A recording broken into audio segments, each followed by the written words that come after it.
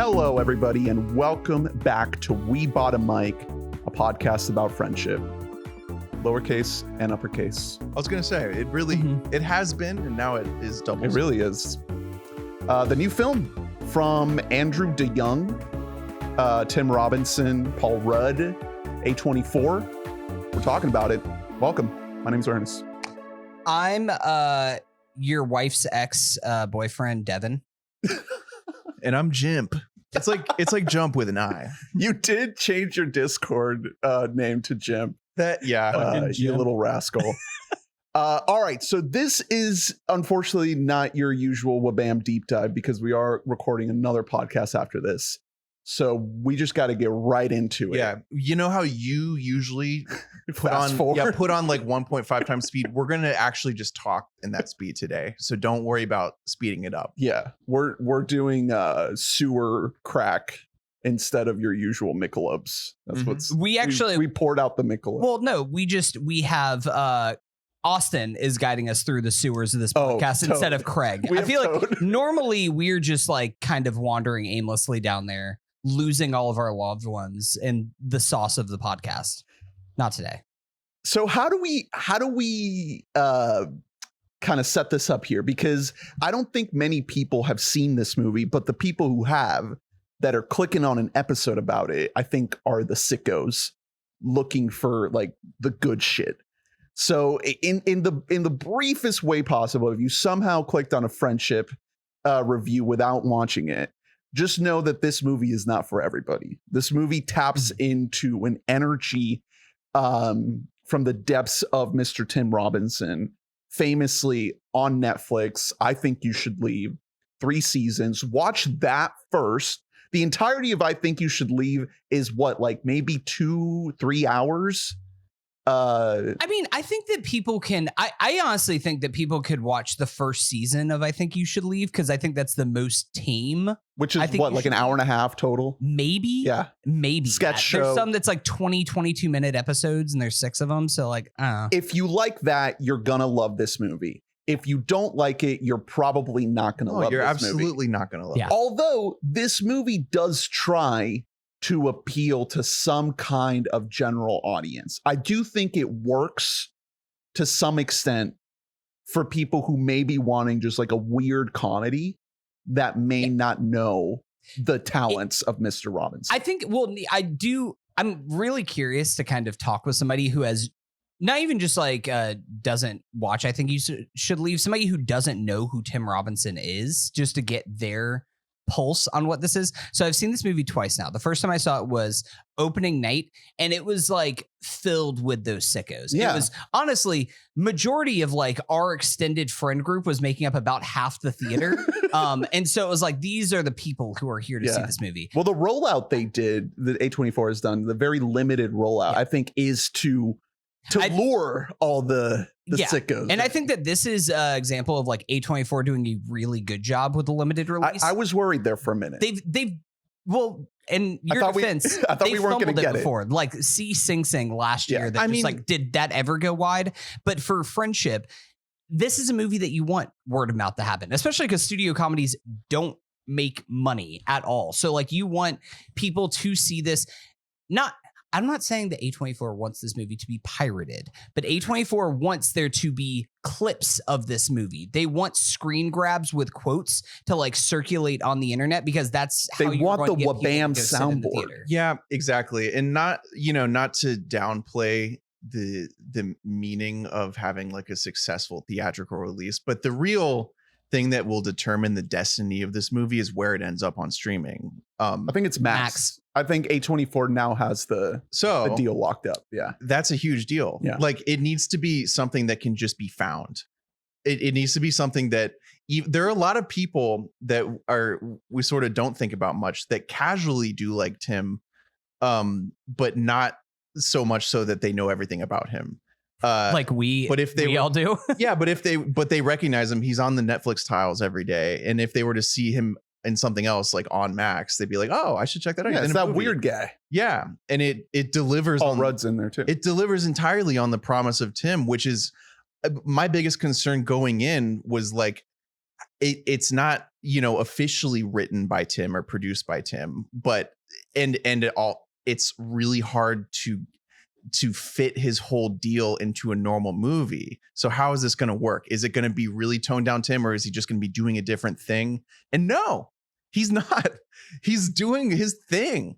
Andrew DeYoung wrote this for Tim to do his fucking thing. Like, it's just he's using Tim, like he's sharpening the blade of Tim and letting him loose in a feature film format.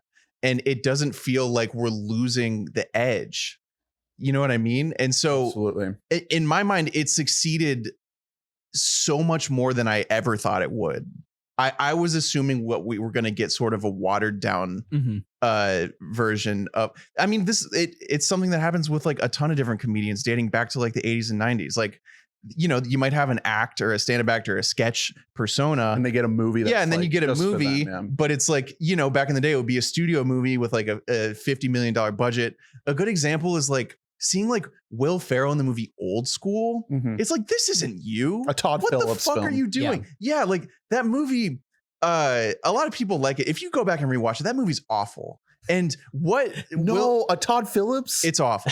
Movie that is awful? What Will Ferrell is doing in that movie, it has such little relation to the specificity of his character work. Right. You know what I mean? Yeah. And we're lucky enough that Will got to then go on and work with his man, Adam McKay, and like get specific. Yeah, do like Anchorman things like Anchorman and then Step Brothers. This is that for Tim. This is giving Tim a movie to just cook, use his powers. Yeah. Not Tim Cook, but you get it. Yes, that's right. And so I was absolutely thrilled with it. I was worried because, you know, I didn't want to overhype it.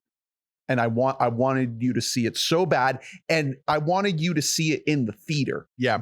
And I wanted you to have the same experience that I had seeing it for the first time, which was people freaking out. Like that feeling of, and it wasn't as like saturated in our theater, but you know, we didn't have a full theater, but of the people that were there, I'd say like over half were people who were genuinely laughing. Mm-hmm. Right. Mm-hmm. That feeling, I think, is what I was trying really hard to recapture. And we saw it with your girlfriend and Danny and Mitzel. Yeah. We had a little squad. And I think that part of the magic of this movie, I'm so glad it's not a Netflix original, is that communal experience of just that breakout laughter. And it's also, so there are a lot of like very clear points at which you laugh, and those got the laughs. But the special thing about like weird stuff, like a lot of what Tim does, is like you would hear people in the theater getting the giggles in moments where no one else is laughing. Right. Yeah. And just little. And it happened to me too. There would be there would be certain lines where I would just like involuntarily just like gasp or, you know, like laugh really hard, and no one else is, but like that was happening to everybody. Yeah. Like popcorn. Yeah. Because it's in the delivery, and it's in like the strange way every single line is written and approached by Tim. Yeah. It's in the physicality too. Like, and we talk about this all the time whenever we talk about I Think You Should Leave, that he is such a gifted physical performer. It's not just what he's saying or how he's saying it. It's like the shape of his body as he's doing these things. Naturally he looks insane. Also, that really helps. He knows it. From the first frame. Yes. So when you see his like a quarter of his he's just face, in the background of the shot, like his jaws or something. Because you're just waiting. It's a very serious moment, and you know exactly what's about to happen. I orgasm just fine. Incredible introduction to our boy. I was a little worried going into this movie the second time, because I had such a blast with it the first time that I thought it somehow wasn't going to hit as hard, and that I knew all the jokes and I was just going to be seeing them coming. And I think I laughed harder the second time. I think I cannot remember the last time, if ever, I laughed this hard in a movie theater. So I was, because I mean, we can, if we want to talk about like the plot as much as they're in one for this movie, I think like that's where a lot of people who aren't in the camp of Tim are going to like come after this movie and pick it apart, because like it's kind of nonsense. Yeah, and like nothing really like happens. And there is a chunk of the movie where it does like, it's not a laugh per minute, and I think that little section darkness might lose settles in. some people. But the thing is that like when this movie is hitting, I was trying to like play this game with Gaia whenever we were driving home. That is like the funniest movie since, and like I really cannot think. The closest we were able to get to is 2015 with Popstar, as far as like the funniest movie. But who honestly, saw that in a theater? But that's the thing. One, this has the theater aspect going for it, and two, even still, I'm like, well, this is kind of a different humor. Like this is closer to something like probably my favorite comedy of all time, Step Brothers, as far as just like there's like 8 layers to each of the jokes. It's something where, to your point about it's rewarding rewatches, it's not just the jokes that are like meant to make you laugh. It's like some other thing. It's Tim just like coming over to Kate Mara and just being like, could I wake you with a lick? Like little things like that. And she's like, yeah. Yeah. So Step Brothers is a really interesting comparison because Step Brothers also had to overcome that hurdle with people, and it got a lot of negative reviews based on the idea that, hey, nothing happens, and it's basically just a movie about dumb idiots being stupid. Yeah. This movie is about like an absolute dumb loser, like losing it. It's about like, what if one of these real life, I think you should leave characters existed in the real world. Existed like, for longer than 5 minutes. And then you just have to like live with him outside of like these funny little scenes and like him interacting. It's like, oh no, it's the guy after he gets picked up by his mom at the, on the haunted house. Like, you see the detail. There are a lot of I think you should leave sketches like this, but yeah, that sketch, he makes a huge scene and he's super brash and annoying. Then he gets in the car, you see the detail of this like religious stuff going on with his grandma, and she's like, did you make any new friends? And you're like, oh wow, this is actually a very sad person. Yeah, that's like behind all of what Tim does and what a lot of like modern sort of alt comedy is. Like that's what Kyle Mooney is, for example. You know what I mean? That's the fake him. Kyle M. Yeah, that's what Kyle M is. You're right. I didn't mean a dead name. Kyle M is like a lot of joy behind him. It's just the fake him was very sad.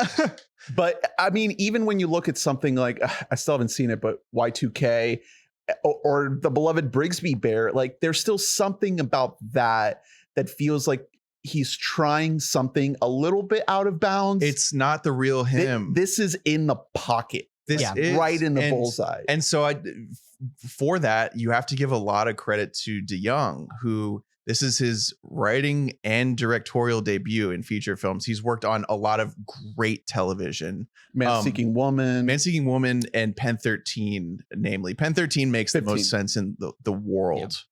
Wait, what'd you say? It's called Pen 15. They are 13 years old, I think. That's so true. Pen 13 would be like Peeny. Peeny. Penny. Pen 15 is like the closest that this vibe has gotten to like it's just the pure specificity and uncomfortability of like characters not knowing what they're dealing with, but it's also so sad. Yes, that show is the tragic, drama, the darkness. Yeah. So that makes the most sense in the world. This guy, he wrote the script. He wrote it for Tim. He said that. There's a great Deadline interview where he said that he basically contacted Tim and was like, I wrote something for you and I want to shoot it like it's The Master. That's really good. Honestly, that's incredible. He said it's because The Master is a really funny movie. Yeah. And like it's also operatic. And yeah, exactly. And so much of what you're looking at, you can react so ambiguously to, because it's just kind of showing you these dudes. And so that's how he approached this movie. And it looks really good. Paul Rudd came on as a producer because he was super into the idea of it. He's not just on as an actor. Like he facilitated this movie getting made. Paul Rudd, he clears out. Here. Exactly. Yeah. He comes in and he knows the movie's not about him. Yeah. Right. Which I think that and I understand that's like the way that you have to get, again, butts in seats to actually like make this movie profitable. This movie is sold as much more of a two-hander than it actually is. And in reality, it's a character showcase. Like this is just Tim Robinson, everybody clearing out the paint so he can just kind of like operate and do his thing. And Paul Rudd is just there to be the instigator, the inciting event to lead to the chaos. I want to get into like some of the specifics with like what happens in the plot of this movie. So do you guys have any other thoughts before we get into just talk about the movie? Just great performances all around. Let's just get into the spoilers now because I think that the way that Paul is shot in the first third of this movie as like this magical being. Yeah. Like he is otherworldly. Well, the Tim way is that falling for him. The way that Tim looks at him, it's truly like he is like falling in love, like your first crush. That I you can had. see the future. And it's full of pals. And it is like, it's a manic pixie, like dream boy character. Like he is whisking away Tim on these insane adventures to the point that since we don't know what type of movie we're watching, I absolutely thought it could get mystical. Like, you know what I mean? Watching it, you're like, they might end up in a fucking realm. I mean, the scene, Thank God they didn't. The scene at the beginning with sewers are kind of a realm, actually, now that I think about it. It is. In this case, yes. The spearhead where it cuts to like outer space and their heads are like superimposed. Yeah. They kind of give you a little taste of like, here's what this movie could do, but it ends up not really going there until we get to the Toad trip. Subway order. Which then, and especially on seeing it a second time, it made that sequence in particular that I'm glad that you shout out so much funnier because it's like, his dream isn't even just like existing with pals in the future. It's that he wants to be of service to people because then they like will still be his friend because he's out there like finding logs of wood in like post-apocalyptic world. Oh my God. He just like wants to be of service so they'll keep him around. And then he puts on the night vision. The shot of Paul Rudd looking directly into like the infrared night vision is so fucking funny. So that's another question mark that got answered like emphatically is like, okay, so even if it is full on Tim, like can this guy DeYoung bring like visual gag chops? And there's so many funny shots that don't depend on the line. It's almost more than you could possibly process. Like on the second watch, I was like still being surprised. He shot the hell out of the movie. It's very thoughtfully done. And I generally, like as an approach, the smartest choice I think of all was to keep everything else very grounded because Kate Mara is like awesome. She's in the drama. She's playing like dead seriously this unbelievably unsatisfied wife. And as a cancer survivor, I was seen and I was scared. So that's why thank you for being our cancer correspondent, Ernie. So did you find it an empathetic? Is that how it goes with you and Lee in those groups? Yeah. Oh, Lee's like, I'm orgasming just fine. I can't speak for the groups, but I will say if this movie would have gone further with that plot line, I think it would have completely fallen apart. Like the fact that it's just the entry point to her character, just to let you know her headspace, and then they kind of just don't readdress it, but it lingers like a dark cloud. Well, also is the better choice. Also, like just the idea that she just went through cancer with him is so brutal. It's so profoundly upsetting to imagine. It is there only just to be the thing of like, okay, you are now a person who like, as she even says at one point in the movie of like, my mom stayed with my narcissistic dad her entire life and like she was miserable for it. Like it was almost like the cancer is the thing to like knock her to her senses. Like I could die. That is like the one thing with this movie. And it's not even, I don't even know if this is a criticism, but even with seeing this movie twice, I'm like, what are we supposed to get out of their relationship with how this movie ends? And not to jump ahead, but this almost, it's like a thing of like, you don't need friends as long as you have a happy relationship with your wife. Kind of. And then it gets to the end. It's like, no, you still need male partnership or else you will go insane. Do you think that she was actually going to come back at the end if he hadn't driven the van? Yeah. Absolutely. She's at least until the kid graduates. It's clear that Devin is keeping her at a distance. You know what I mean? Like she's definitely fucking Devin. Oh, absolutely. Yeah. But the fact that like she even is thinking about going back to Tim, why on earth? Right. Unless Devin is like not feeling it. If she must be actually staying in the pool house. Oh, you know what I mean? They're doing a lot more in that pool house. But that idea, you raise a good point, Hunter, which is like what what are we supposed to do with the end? Like I don't really know how to feel about like that specific dynamic at the end of the movie. My gut says like that's one of the things that we just kind of like expect out of a movie, and it's just not. This movie isn't trying to give us a lesson. Well, and also like of course, fucking Craig Waterman is going to blow this. Like, as soon as he does come back in his life, he's going to blow it immediately. Yeah, he's got it all. It seems like he's made a huge breakthrough, but like, we know this guy too well at this point in this movie. This guy is not in touch with reality. The movie has made a concerted effort to establish a reality. Yeah. You know what I mean? To keep things relatively on Earth. And this guy cannot get anything. Like, he has not earned a thing. If he got them back, he wouldn't deserve it. And so not at all. It makes so much sense to like fake us out that way. Think we're getting a way more traditional ending. Yeah, the camera like fully zooms out. We get the music note. We're like, oh wow, I was shocked. And then for him to crash out immediately and just like lose everything. And the ending is amazing. I mean, that whole sequence with the gun. Unbelievable. That's where you get Jimp. You wouldn't have Jimp if it wasn't for that ending. You guys got another guy? Drew, so I have to ask you, as somebody who was an early investor in Jack Dylan Glazer Island, like, how are those dividends paying right now? So I was really excited for this for you. He's amazing in this movie. He's absolutely perfect as like the most Gen Z boy to ever exist. Exactly, as like the fuckboy, teen son who's smashing Ivy Wolk. Who's another great casting choice, by the way. I know people on like from the Tumblr days don't like her for whatever reason, but she's really funny. Oh, she was in Anora. Yeah, she's great in Anora.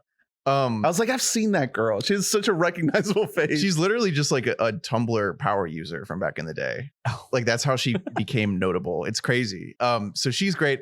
She was also an English teacher. As far as Jack's future stock goes, I'm a little concerned because now that he's like fully grown. So growing. here's the deal. Jack has grown big and large. His voice is way up here. Oof. It's still way up here.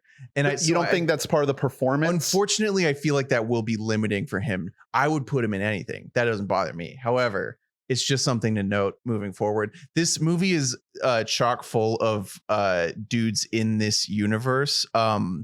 Multiple dudes who pop up. You were calling out so many names. I didn't even know half of them. So there's like 3 different people that are an English teacher in this movie, including our boy Jimp. There are a lot of Drew guys. Yeah, exactly. So Carmen Christopher he's in that. He's also in the Real Me videos. Yes. Yeah. He's in everything. He's just one of these in the Office and the Real Me. Eric Rahill, who is absolutely in the vein of Tim and Kyle. The solo content that he's made is absolutely phenomenal. He used to make videos and just put them on Twitter, especially COVID era. So funny. He's going to be in the new show from The Office people. Oh, The Paper. The spinoff, basically. Yeah, the Paper. He's going to be in that, which is an inspired choice to me because he does this like weird, like naturalistic, odd bro acting. Yeah. Obviously one of the Mount Rushmore dudes is Connor O'Malley of that. Yeah. So I'll leave you guys with this. We should still be in Afghanistan. Dude, I don't know why. I don't know why we pulled out the way we did. That killed me. It's so funny. It's genuinely one of the best laughs in the entire movie. And he's not even on camera. Yeah. He's like off camera. Connor is the only person who I think you should leave Anne in this movie. You can tell is fucking up Tim's takes. Because he's 100% like not doing any of this very super scripted. Like, he's stumbling over every line he has because they're not like written this way. Yeah. And he actually does ruin a lot of Tim's reaction shots because they're just laughing too much. Yeah, you can just tell he's like squinting in a way that he doesn't usually or whatever. Who the fuck are you? That drum kit like set the garage with the bin Laden image on the wall of like the Situation Room watching the bin Laden raid. And it's just off frame, like at the side of the frame, the entire scene. That's what I'm talking about. Just like there's layers to the jokes in this. Yeah. Where like I definitely didn't notice that the first time watching it. And then I see the scene and I'm just like laughing in my seat at something that isn't even being said. It's just like something that exists in the background. Yeah. We also got Whitmer Thomas as one of the bros at work. Yeah. Great comedian. Who like has kind of struggled to find like an exact place. John Glazer's in here. Ernie, you pointed out the guy who plays Devin. he's in the other two. Yeah, Josh, as the same guy. Segarra. He has made a little mini career out of just playing the same guy. Well, which by the way, our Andrew DeYoung worked on the other two as well. Yep. Which is one great show. If you haven't seen the other two, it's one of the it's one of the 10 best comedy shows of like the last like 10 years. It's so good. A lot of behind the scenes drama with that show, but holy fuck. So yeah, this movie just sort of coalesces like all of the people and ideas and events that you would want, but the main focus remains Tim and his unraveling. Yeah. It's just about a guy who wants friends, but he can't hang. The way, but the specificity of Tim, which all of this like leaked in like a little hype article like years ago, because this movie's been in the can for a while. The fact that all of his clothing comes from a dining company. Ocean View. Yeah, the fact that he works for a company that the whole purpose is to get people more addicted to apps. Like just all of those things are, you know, still find their way in here. And it's so phenomenal that Andrew wrote this for Tim, because he gets it exactly. Tim is obsessed with companies, funny companies. He's obsessed with guys who really want to fit in. He's obsessed with having an insane temper and like losing his shit all the time. You're all pigs. Yeah, he's obsessed with getting fired for something extremely embarrassing. Like this has all the stuff, and yet it doesn't feel like I think you should leave the movie. Yeah, because he shot it in a really, really interesting way. And he kept things grounded in a way that not every I Think You Should Leave sketch does. The ones, especially in season 3, it's my least favorite season because like there are a lot more sketches where just everything is crazy. Yeah, and the show works best for me when like that's, you know, things are pretty grounded, and then one thing is crazy, and then maybe other things become crazy to match that. Like, and a little sad. Yeah, like for example, in the last sketch of the first episode, the Too Small a Slice sketch. Yeah. Like that's one where everything is so grounded, but then everyone in the room slowly comes to Tim's side. This movie just keeps things like right down the middle. And for all the talk of it doing things more traditionally to fit into a feature like category, I completely disagree. Like I think you need to go back and look at what studio comedies looked like in the 2000s. That's what a traditional movie looks like. Like this is not traditional. It's traditional only when compared directly to the 4-minute sketches of I Think You Should Leave, which are not sustainable. And I think I was maybe a little bit unfair to this movie on the first watch through, because I maybe was hoping that it was going to find a way to be crazier and capture that like mania in a way that, you know, didn't make the entire thing fall apart for a 90-minute runtime. I just don't think that's realistic. And after seeing the movie a second time, I just feel like the version we got is the best version, because it feels like a normal movie, even though there are so many moments in it that feel incredibly fresh and unique and you know, kind of like outside the current creative bounds of comedy. It still manages to somewhat fit into a conventional type box. And it's going to make, you know, it's right now at 12 million. It might make 15, 20.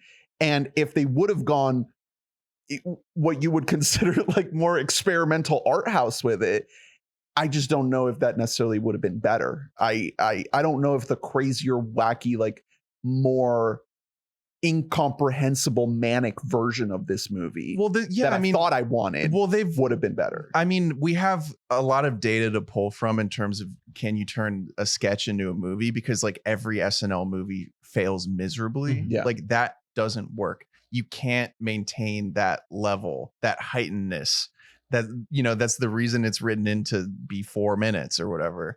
And so because I was expecting it to be toned so down, I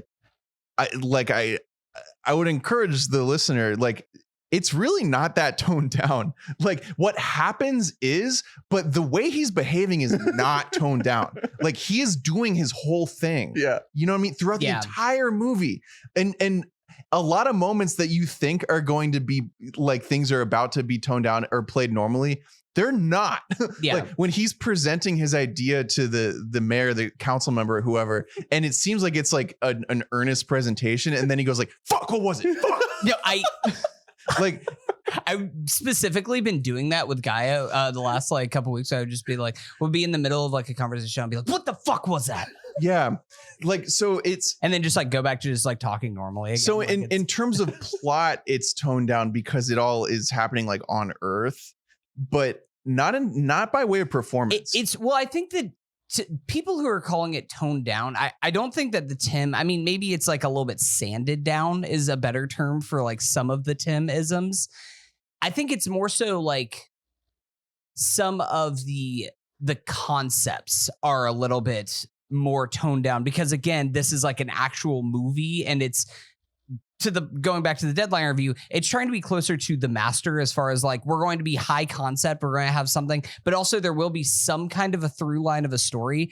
And, but my thing even is with that is like, we still have some abstract things that are going on within the scape of trying to tell the story about this like sad, narcissistic loser of a human. We have the sewer scene, which the first time you get in the sewer, it takes you back to being like a little kid, like it's running adventure. through the sewer gates. You're like, it's not this trespassing. We're just like having a great time. We're going on this adventure, blah, blah, blah, whatever. And then the second time you get there, it's like, oh, this is like dark and scary and weird. And there's a bat over there. And like, I don't know what the second sewer scene is terrifying. Yeah. It's like the moment that he loses the phone, it's like, oh, we're so fucked here in these sewers. But like, there's that. We do have a trip sequence, which I want to talk about because when it was setting up and it was like, we're going to do like a drug sequence, I kind of had a moment of like, ugh, like we're doing a drug sequence again. True. Like we've seen every kind of like trippy drug sequence that you can get at this point. Like I often think back to a movie that I really love from a few years ago, Booksmart, that the trip sequence is by far the worst part of that entire movie. And I'm like, do we really need like this? And the way that they decide to showcase this feels so fresh, eat fresh, if you will. That like I've never seen anything quite like that. But then also it makes all the sense in the world for this fucking guy, for this to be his experience. Whenever he's like ripped me off. Fucking thank you, Toad Boy. T-Boy. Yeah, I mean also just the fact that it's cut off even before you're watching and you're like, oh, you're laughing because you're getting what's they're getting at with this trope sequence, and then it ends like in the middle of what you think the scene would be. It's like 1 minute. It's so fast. He like just asked really for funny. The sub to get toasted it yet, and then it's over. It's so funny. It's just the order. It's just very well thought out. It doesn't overstay its welcome. I had the exact same thought process on it, like where I was like, oh, I guess we'll see if they can figure out a new one here. And they did. They did. Exactly. And it works really, really well. So yeah, I love, like you said, Paul Rudd gets out of the way, but he's playing a really fun character. He has a toupee. Well, he's playing a character that like has specificity while still being like weirdly broad, because Paul is doing his thing where sometimes when he plays characters, he speaks in like the way you learn to speak in theater. And it's almost in a way of like I'm a bad actor, but on purpose, you know what I mean? And so he does a little bit of that, and it makes sense because this is like a TV trained character. He's a weatherman. Yeah. But for how cool he is, he's also like very, very tragic. It's not just the hair.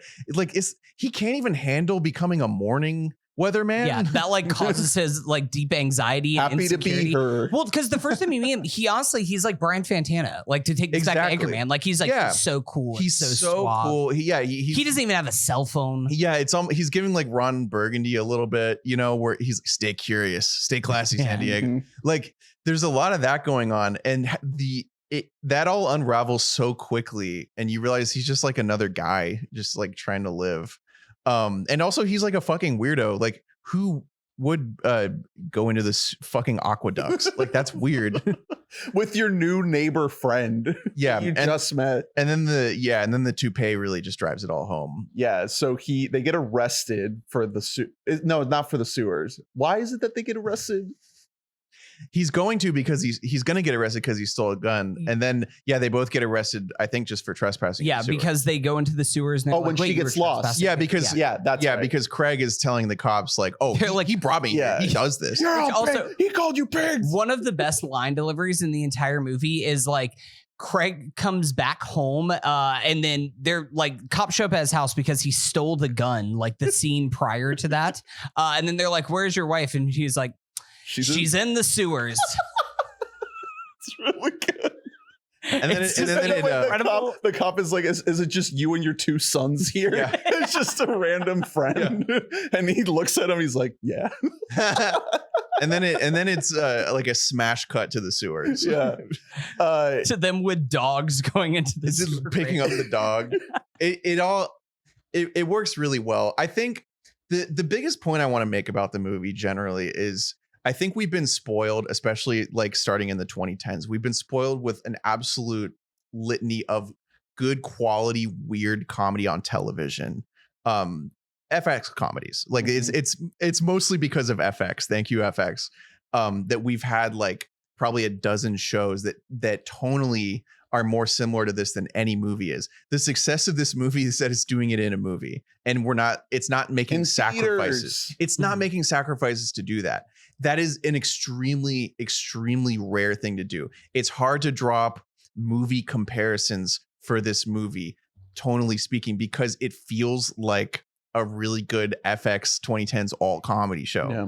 Like it's shot like that. There's so many shows that aired, especially later 2010s on FX, where you're like, why does this look so good? Yeah. It's like a dumb comedy, but it looks so good. I think you'd have to go all the way back to like, I don't know, like Peter Sellers being there or something. Exactly. You know, right. So because we're not, they didn't give Tim like $50 million and they're expecting 200 or whatever. Like that's not what this is, and it's better for it. But it's just rare.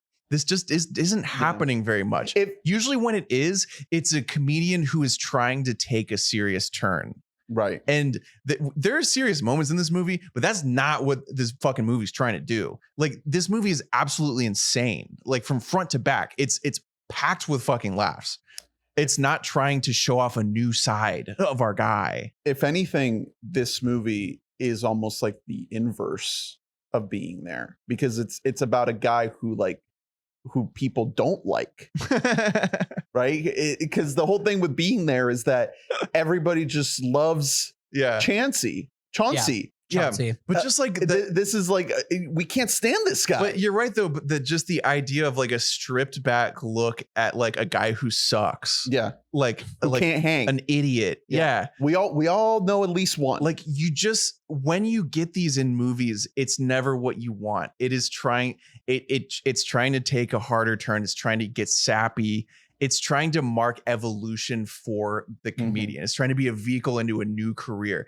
This is not Tim selling himself as a movie star. The one, because he knows he's not. That we almost got a little bit of sympathy is when he takes the call and he breaks down. It's awesome. It's and that's it. Well, but that almost to going back to the point that I was making before about like where are we at with this relationship, that feels like, at least in a traditional movie, that is like the turning point for him. And at that point, he's like, I don't need this anymore. I fucked up. Mm-hmm. I need to like go back to my wife. It's now. But he can't. No. He can't do that. I hate it when comedies do that. Yeah. And that, especially back in big studio comedies, that was like the norm. It was like an obligation. That's like, oh, you have to like the guy. Or even in like fucking like Mrs. Doubtfire or whatever. It's like, this guy's out of his fucking mind. Yeah. Like, no, he gets sometimes nothing. Crazy narcissists are just crazy narcissists, and that's it. You deserve fucking nothing. Yeah. So it's keeping the groundedness and adding new layers and adding an aesthetic. You know what I mean? Yeah, it's almost like it's like a little bit square aspect ratio that we got going on. It doesn't quite fill the full wide. Yeah. It's not like just a 4x3. So it's like it's recontextualizing Tim in certain ways, but it's not changing him. And I think that's so fucking impressive. And that's what makes it hard to compare this movie to other movies. I can't really name another movie that tonally is like maybe something like Napoleon Dynamite. Ooh, that is good. But that movie, but it wants to have this incredibly dry approach. Oh yeah, that this movie does not. No. This movie is amped up. Well, in that movie, I mean, it's also, it's a kid's movie or whatever, but also that movie like gives you the ending. Yeah. This movie this movie knows the type of guy it's dealing with, and it's really I was just so impressed by how uncompromising it was. Yeah. Like it's a feature film that's like this. That is impossibly rare. I do think to that point though, like that is I'm optimistic for the future of this movie, even for people who aren't. I think you should leave sickos like us, because I will say I saw this movie again a second time a couple days ago, and it hit, and with like probably like 50% ish full theater. Like it was more people than I was expecting that were going to go at like on a weekend, a Tuesday at 6 p.m. Weekday. Yeah, just on a weekday. Okay. People were just going in. Is that the discount day? Maybe that's why. Okay. Maybe they got him with the $5 discount. But I will say that the moment, because there was like a couple little chuckles in the first like 15 minutes of the movie, but the nachos, and then just like you guys kiss each other on the lips. After that moment specifically, that was like everybody in the theater like felt good. Like, okay, we can just like laugh at this. Like this is a funny movie. That every single time that they were talking about the new Marvel, fucking nuts. Killed in my theater. People are going crazy. It's driving people crazy. It's actually nuts. No spoilers. No spoilers in this garage. Yeah, it's an anti-spoiler zone. When the guy's like, "Wow, he's like the Hulk," and he's like, "I said no spoilers." Yeah, get the fuck out. I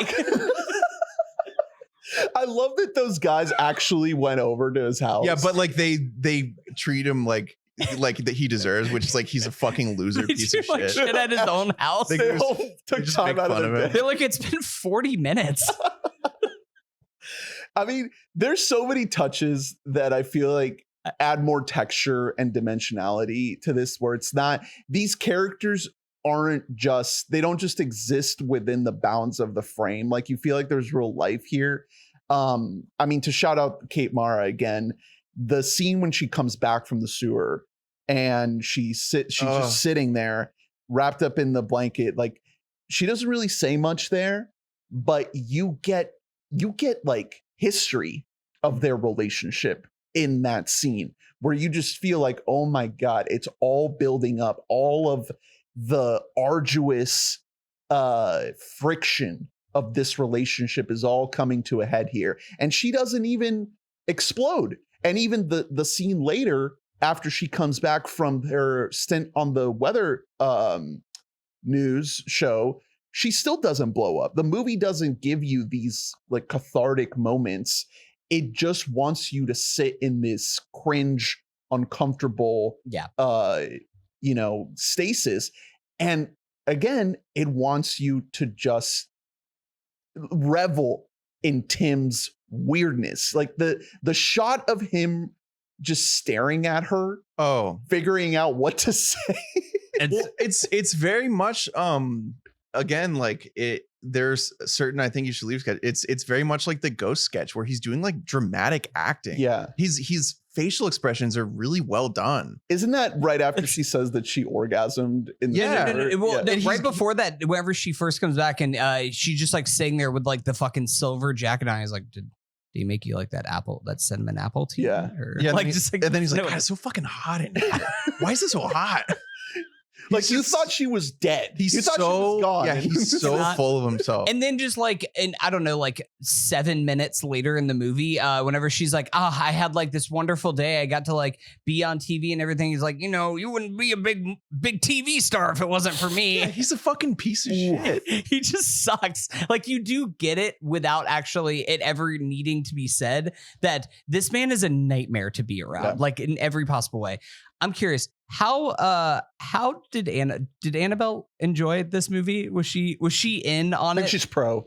She definitely liked it, but she also is not as in the bag for Tim as well, not even just that. It's more so just the like how unlikable and like how uncomfortable this movie can make people. Yeah, if you are. It's also the more time you spend with Tim, the more you get that there's a real specificity to the way he's delivering stuff, because the first time you see him, it's really easy to take it as like he's just being loud a lot of the time, but there really is there are a lot of little tricks he has when he delivers lines that are not, I don't think, even conscious to him.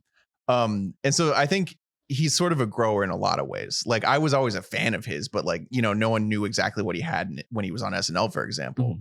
Except for basketball. Even Detroiters, I think that like people who watch Detroiters were like, Not oh my many God, this people guy did. is great. Like he's funny guy, but he is a grower. I think that's well, a good yeah, way exactly. to- Like I always think back to his episode of The Characters on Netflix, Yeah. which is why I think You Should Leave exists. Yeah.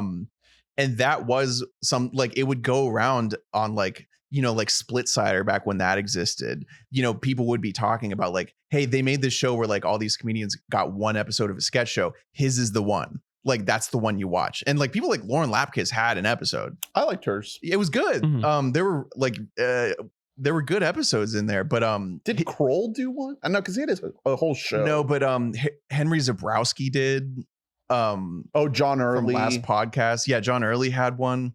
It was a great idea for a series, but it really early on, it was like, oh yeah, the Tim one is the one. And you watch it and you're like, I see, you almost are wondering, could this really be a show? He's really just being an annoying guy in different fonts in every sketch. And the answer is yes, that can be a show. It can also be a movie. And I hope that it's many more shows and movies. Yeah. Andrew DeYoung worked with Tim on The Chair Company, Oh my God, I forgot that's coming. which is coming. This year, This, right? Wow. The Is Chair- it coming yes. this year? They, Still? it Is was it in the dated? promo. It's in coming the on HBO. Yeah. Yeah. Yeah. Oh my God. And DeYoung was involved, which Let's now go. I didn't know what to make of that. Yeah. Now that makes me even more excited for it. This guy understands Yeah. I mean, how to use Tim. this is one of my favorite debuts in years.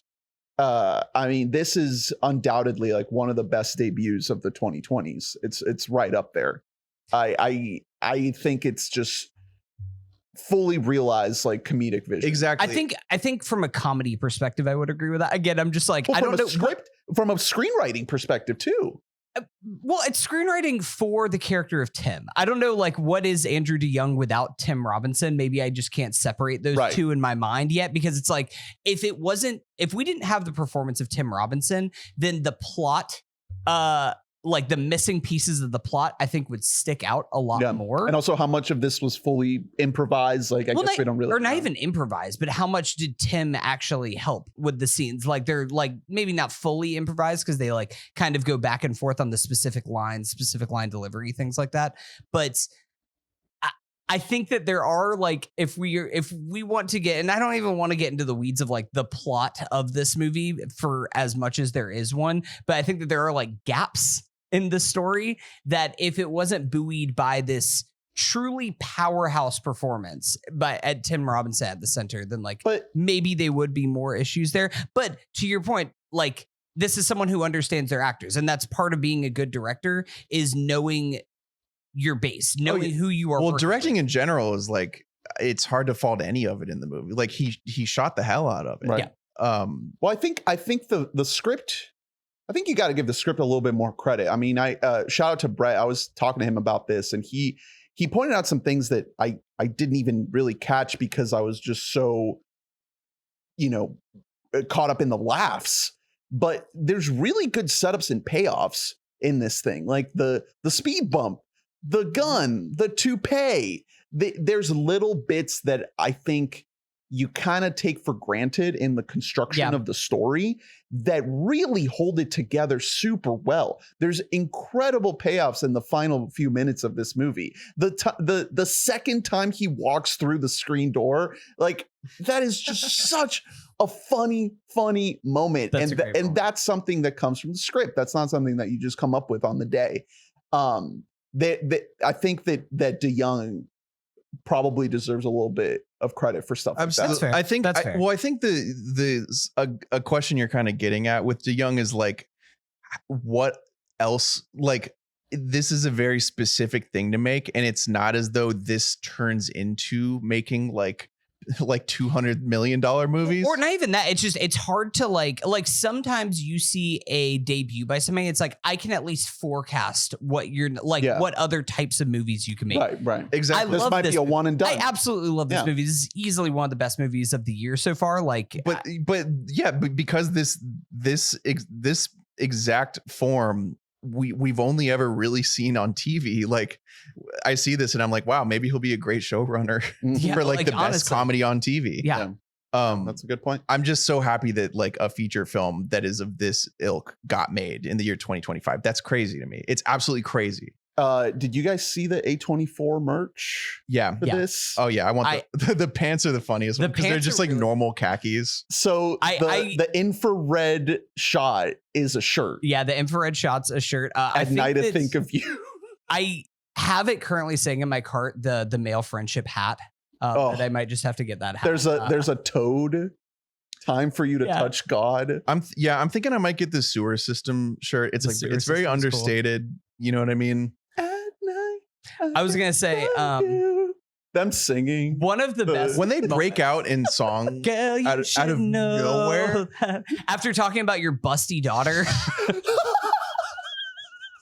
Him holding the gun with I was thinking about your busty. I was thinking about your busty daughter again. It's crazy.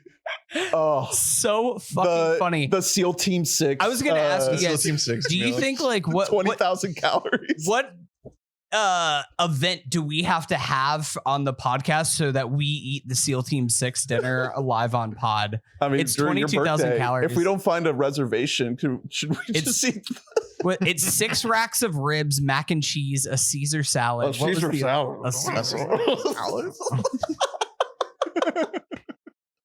God, I just want to watch it again. It's great. I just want to go back again. Yeah. That's kind of the thing about this movie is like it reminded me, it made me want to just make like a letterbox list of like my favorite comedies ever. Like, or just like maybe not even like my favorite comedies, the funniest movies that I have personally ever seen. Well, exactly. And this is already like near the top of just how goddamn funny this movie is. Yeah. Humor is already like the least transferable, thing in terms of quality. But if you're into this thing, this is like about as good as it gets for this thing. Like it's just done so well that immediately after watching it, I was like, oh, this is like in the pantheon of those movies that I watch 50 times. You like, gave it the full 5 on Letterboxd because for me, like it has everything that I want. Like you know what I mean? It's an extremely rare air of like, oh, I could watch this over and over and easily find new things every time to laugh at. Like so that's doesn't happen very often in movies. Movies are not very funny most of the time. Comedy movies, especially lately, suck. Last decade, even before, man. If we're really going back and looking at the 21st century as a whole, we were really lucky to get like some cool Will Ferrell, Adam McKay collabs and stuff. But most studio comedies, they have good in them, but like your average one, like Baseline, for example, something like Dodgeball, it has great. Like incredible Ben Stiller. Everything else in that movie is so stupid and bad. It's your letterbox list, your Comedy Central mids. Honestly, list. like that's the reason that's why what I made killed that everything. Is because it's all kind of like Dodgeball is the best possible version of that, and then otherwise you have like the Harold and Kumars and the Beer Fests and the Euro trips and like I don't think the Broken Lizard guys are very funny, and they were supposed to be like a bastion of like real humor making it to movies, and like Super Troopers. That movie's okay. I think that movie is a little bit overrated. They're not that funny, man. Like this is a whole different breed of comedy that we're talking about. I mean, I think like to that point, like again, and this is more of in the vein of the McKay comedies, and even like some of the, if we're going back even further than that, but those movies have like one or two moments that everybody talks about all the time. Just whenever I've talked to people about Friendship, they've said different points of the movie that like made them laugh the hardest. And I think that is kind of a credit to Friendship as a whole, is that there isn't just like the one funny scene. It's like in a whenever people talk about Girls Trip and they just can point to like the 2 or 3 scenes that like everybody always mentions. And that's like one of the not a great movie. Yeah. I mean, that's like one of the more successful comedy, I guess, or Bridesmaids. I'm thinking of Bridesmaids. That movie's funnier. Not Girls Trip, excuse me. Yeah, Bridesmaids, really, really great studio comedy, and it's not on the. It's But again, it's like usually whenever people are talking about Bridesmaids, they talk about the 3 or 4 scenes. Well, because it has to, I mean, an hour of it has to be spent just like being a movie. Yeah. Even in the goofiest sort of comedies, usually that's what goes, unless it's a parody, which is why we love things like Wet Hot and They Came Together. Naked Gun coming. Exactly. Coming Naked soon. Gun's coming. Oh, please be good. Like those are the only movies that have space for just laughs like this. So like everything else that comes in this movie is like, you know, cherry on top for me, but like we don't get stuff like this often. One of them days apparently was good. We missed that one. Apparently it's getting a sequel. It's like the first studio comedy to get a sequel in like 15 years or something like that. What is it? One of them days, the SZA Kiki Palmer. Oh, yeah. Comedy. It came out earlier this year. I heard people are going crazy. I heard it's actually nuts. I heard the new Kiki Palmer SZA is freaking nuts. All right, we got to wrap up. I know, but sorry. Before we do, the Wikipedia does list the character names of Tammy and Steven as Craig's wife and Craig's son, which are we sure that's Craig's son? Hey, are we sure that's not Devin's kid? Well, that's facts, but it's also very like, you know, from Craig's perspective, that's what they are. You know what I mean? Yeah. That is the other thing with this movie of like anytime where it's just like, oh man, like what was up with this person in there? It's like the movie is from Tim's perspective the entire time. You were in the mind of Craig, whether you want to be or not. The hellish mind of Craig. When she says she's about to go live with Devin, he's like, Devin. Who's Devin? Do you ever listen? All right. We can wrap it up there. Thank you all for listening. Please remember to rate, review, and subscribe, like, and comment. Let us know your thoughts on friendship. Join the Discord, webottommike.net to get every episode in your inbox, and donate at patreon.com/webottommike. Thank you to all the donors that support this podcast. Give us more money. Join the Discord, join the Patreon so I can buy some more Ocean View Dining swag. They fit just right. So I can pull the trigger on this friendship tee. They also, and I'll wear it on the pod. Stick around for Last of Us Season 2 talk, and check out our Andor coverage if you haven't already. In the meantime, that frog ripped me off. Thanks for listening. Bye. Bye.